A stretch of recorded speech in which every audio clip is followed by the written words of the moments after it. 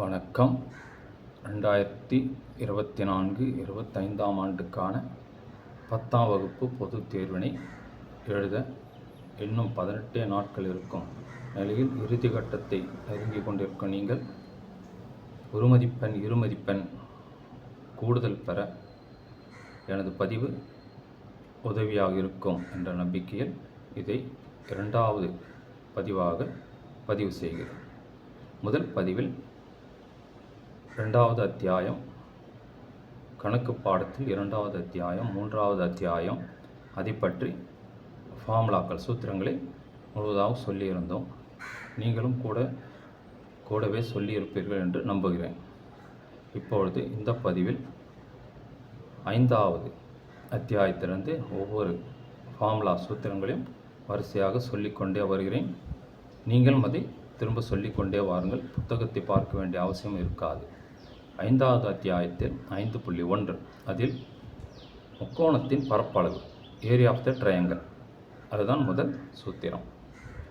1/2, அதாவது 3 புள்ளிகள் கொடுத்திருப்பார். முக்கோணம் 3 பக்கம், புள்ளிகளும் 3 புள்ளிகள் கொடுப்பார். முதல் புள்ளி x1 y1, 2வது புள்ளி x2 y2, 3வது புள்ளி x3 y3.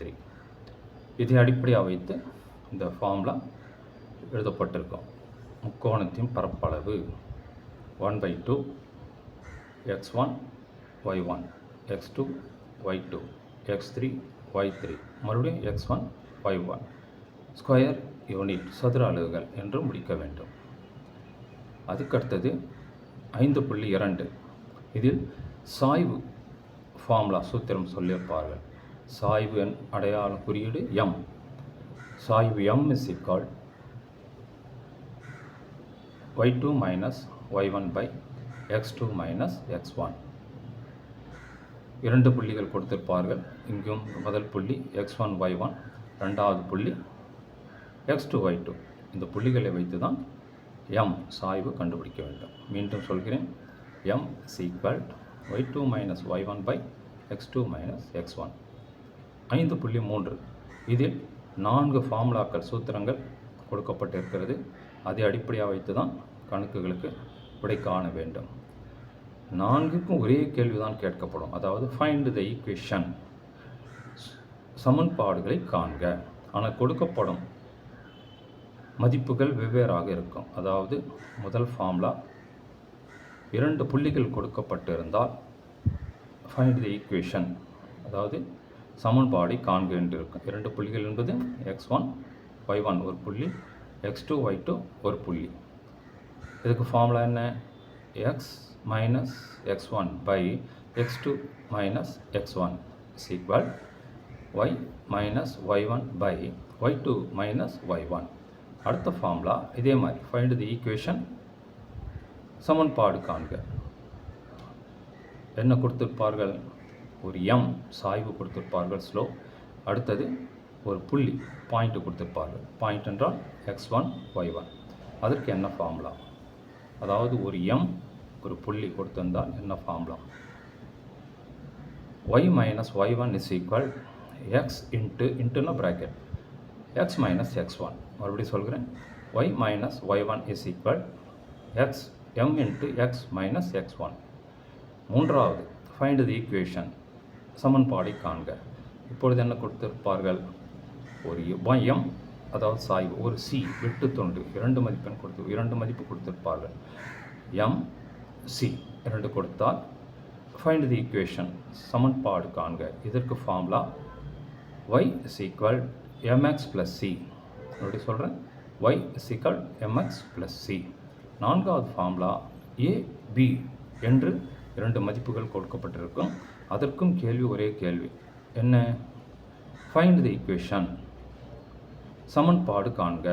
a b 2 மதிப்பு கொடுத்து சமன்பாடு காண்க என்னும்போது அதற்கான சூத்திரம் x by a plus y by b is equal 1. அப்படி சொல்கிறேன், x by a plus y by b is equal 1. 5.4 இதில் பார்த்தீர்களானால் இதுவும் அதே போல் தான். சமன்பாடு கொடுத்திருப்பார்கள், நீங்கள் விடையை கண்டுபிடிக்க வேண்டும். அதுக்கு ஃபார்முலா என்ன? 5.4 பயிற்சிக்கான ஃபார்முலா சூத்திரம் மைனஸ் எக்ஸின் கெழு பை ஒய்யின் கெழு, ஆங்கிலத்தில் minus coefficient of x by coefficient of Y.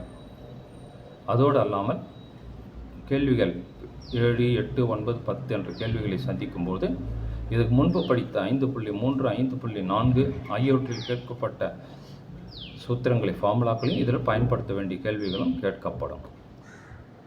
அடுத்தது 6வது அத்தியாயம் முக்கோணவியல், ட்ரிகனாமெட்ரி.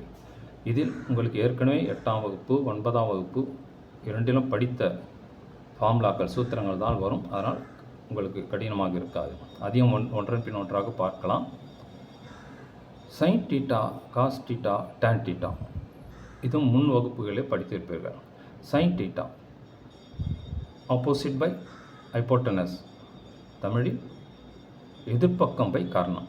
காஸ் டீட்டா அடுத்துள்ள பக்கம் பை கர்ணம், ஆங்கிலத்தில் adjacent by hypotenuse. Tan theta opposite by adjacent, தமிழில் எதிர்ப்பக்கம் பை அடுத்துள்ள பக்கம். இப்போ இதனுடைய தலைகீழி, அதாவது ரெசிப்ரோக்கால் பார்க்கலாம். சைன் டீட்டாவோட ரெசிப்ரோக்கால் கோசிகேண்ட். சைன் டீட்டாவோட ரெசிப்ரோக்கால் அதாவது தலைகீழி கோசிகேண்ட். இப்போ ஃபார்முலா எப்படி வரும்? கர்ணம் பை எதிர்ப்பக்கம், ஹைப்போட்டனஸ் பை ஆப்போசிட். காஸ் டீட்டாவோட தலைகீழி ரெசிப்ரோக்கால் கோசிகேண்ட். சீகேண்ட், மன்னிக்கணும், சீகேண்ட், SECANT, சீகேண்ட். கொசிகேண்டோட தலைகீழி சீகேண்ட். ஃபார்முலா கர்ணம் பை அடுத்துள்ள பக்கம், ஆங்கிலத்தில் hypotenuse by adjacent. tan theta அதனுடைய ரெசிப்ரோக்கால் தலைகீழி என்னென்னா எதிர்ப்பக்கம் பை அடுத்துள்ள பக்கம், ஆங்கிலத்தில் ஆப்போசிட் பை adjacent. இதோடு இல்லாமல் இன்னும் ஃபார்முலாக்கள் இருக்கின்றன. 9 ஃபார்முலா இருக்கின்றன. அதன் முதல் ஃபார்முலா மட்டும் சொல்கிறேன், மாற்றி மாற்றி சொல்லலாம். Sine square plus cos square theta is equal to 1. இதை இடது பக்கம் இருக்கும் ஒவ்வொன்றாக மாற்றி மாற்றி சொல்லினால் cos square theta is equal to 1. இந்த பக்கம் இருக்கிற ப்ளஸ் சைன் அந்த பக்கம் போயிடும் மைனஸாக. மறுபடியும் சொல்கிறேன், முதல்ல இருந்து சொல்கிறேன். Sine square theta plus cos square theta is equal to 1. அடுத்தது இதையே மாத்திரம் பாருங்கள். Sine square theta is equal to 1 minus cos square theta. அடுத்தது இன்னொன்று மாத்திரம், cos square theta is equal to 1 minus sine square theta. இந்த மாதிரியாக ஒவ்வொரு ஃபார்முலாவும் 3 விதமாக பிரித்து படித்தோம்னா 9 ஃபார்முலா வரும். அதையும் பயன்படுத்தி கொள்ளுங்கள். அடுத்தது 7வது அத்தியாயம் என்ன? மென்சுரேஷன், அளவீடுகள். இதில் ஒவ்வொரு உருவத்தை அடிப்படையாக கொண்டு நமக்கு ஃபார்முலாக்கள் சூத்திரங்கள் கொடுக்கப்பட்டிருக்கும். அதாவது ஒவ்வொரு உருவத்திற்கும் வளைபரப்பு, மொத்தப்பரப்பு, கன அளவு ஆகியவற்றை பற்றிய ஃபார்முலாக்கள் கொடுக்கப்பட்டிருக்கும். உதாரணமாக உருளை அப்படின்னு எடுத்துக்கொண்டால் சிலிண்டர் என்று ஆங்கிலத்தில் சொல்கிறோம். இந்த வடிவம் தான் சிலிண்டர். இதில் இந்த பக்கம் மட்டும் அளவிட்டு விடை காண சொன்னால் வளைபரப்பு, கர்வ்டு சர்ஃபேஸ் ஏரியா, CSA. இதுவும் மொத்தமாக சேர்த்து சொன்னால் TSA, அதாவது மொத்த பரப்பு. உள்ளே இருக்கிற பொருள் எவ்வளோ பிடிக்கிறது, கொள்ளளவு, ஒரு தண்ணி ஊற்றினாலோ பாலை ஊற்றினாலோ இல்லை இதுக்குள்ளே இருக்கிற பொருட்கள் எவ்வளோ என்பது கூறுவது கன அளவு. இது 3 விதமாக ஒவ்வொரு வடிவத்திலும் ஃபார்முலாக்கள் உண்டு. இப்போ இது உருளையின் வளைபரப்பு, ஆங்கிலத்தில் CSA ஆஃப் சிலிண்டர். இதுக்கு ஃபார்முலா 2πr/h ஸ்கொயர் யூனிட், சதுர அலகுகள். அடுத்தது உருளையின் மொத்த பரப்பு, மேலே கீழே வளைவெல்லாம், ஆங்கிலத்தில் TSA of cylinder is equal 2πr × h+r square unit, சதுர அலகுகள். 3வது உருளையின் கன அளவு, அதாவது எவ்வளோ கொள்ள அளவு பிடிக்குது இதுக்குள்ளே அப்படிங்கிறது கன அளவு. அதனுடைய ஃபார்முலா πr²h கன அலகுகள், கியூபிக் யூனிட். முதல் 2ற்கும் சதுர அலகுகள் என்று ஃபார்முலா பின்னால் கண்டிப்பாக எழுத வேண்டும், இல்லையென்றால் அரை மதிப்பெண் குறைக்கப்படும். 3வது கன அளவுக்கு கன அலகுகள், அதாவது கியூபிக் யூனிட் என்று கண்டிப்பாக எழுத வேண்டும். அடுத்தது கூம்பு என்றால் கோன் என்று ஆங்கிலத்தை சொல்லுவோம். ஐஸ்கிரீம் சாப்பிட்றோம் இல்லையா, அந்த வடிவம் அது. அதனுடைய வளைபரப்பு மொத்த பரப்பு, கன அளவு ஆகியவற்றை பார்ப்போம். கூம்பின் வளைபரப்பு, அதாவது சிஎஸ்சி ஆஃப் கோன், விடை πr எல். எல் என்றால் லென்த், சாய்வு உயரம். இது செங்குத்து உயரம், இது சாய்வு உயரம். செங்குத்து உயரத்துக்கு h என்ற குறியீடு கொடுக்கப்படுகிறது, எல் சாய்வுக்கு கொடுக்கப்படுகிறது. இதை அடிப்படையாக தான் பார்க்க வேண்டும். கூம்பின் வளைபரப்பு, அதாவது CSC of cone is equal πr(l) square unit சதுர அலகுகள். எழுதியே ஆக வேண்டும் கடைசியாக.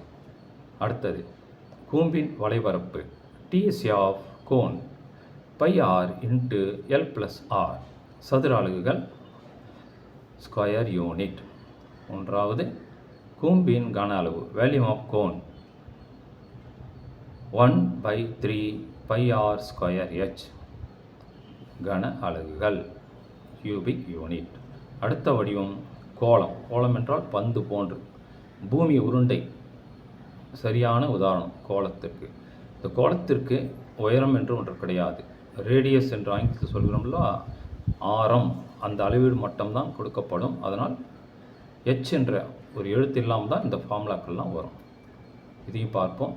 கோளம், இதற்கு 2 ஃபார்முலா தான் வரும். சிஎஸ்ஏ அல்லது எல்எஸ்ஏ ஆஃப் ஸ்பியர், அதாவது கோளத்தின் மேற்பரப்பு அல்லது புறப்பரப்பளவு. ஃபார்முலா 4πr² ஸ்கொயர் யூனிட் சதுர அலகுகள். இதில் இன்னொரு ஃபார்முலா கன அளவு. கோளத்தின் கன அளவு வேல்யூம் of sphere 4/3 πr³ cubic unit கன அலகுகள். அடுத்தது இது பந்தை பாதியாக வெட்டினால் இருக்கக்கூடிய அளவு அரைக்கோளம். அதனுடைய 3 ஃபார்முலாவுக்கு இப்போ பார்ப்போம். அரைக்கோளத்தின் வளைபரப்பு CSC of hemisphere 2πr² square unit சதுர அலகுகள். அரைக்கோளத்தின் மொத்த பரப்பளவு டிஎஸ்சி ஆஃப் ஹெமிஸ்பியர் 3πr² சதுர அலகுகள் ஸ்கொயர் யூனிட். அடுத்தது அரைக்கோளத்தின் கன அளவு வேல்யூம் ஆஃப் ஹெமிஸ்பியர் 2/3 πr³ கன அலகுகள் கியூபிக் யூனிட். இது இல்லாமல் ஹாலோ சிலிண்டர்